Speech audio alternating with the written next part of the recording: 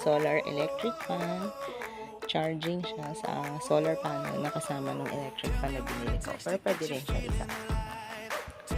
Next, meron din tayong blue tea. See? 100% fully charged. So, papaganayin niya yung laptop ko. Tsaka mga charging ng cellphone. Pero, hindi ko na ito yung cellphone. Ito ang gamit ko sa cellphone. Pilot. 60,000 mAh. Solar charge din yan.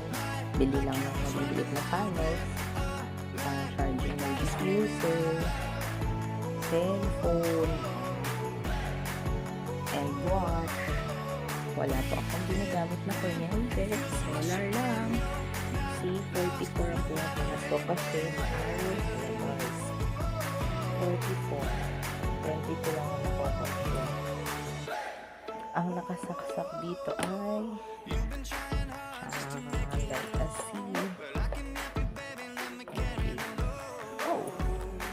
Sina-charge na yung electric fan, so I turn it off.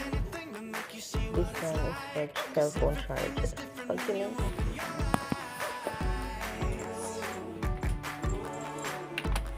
13. So, massager yan. Tipid-tipid sa kaya kapag may time.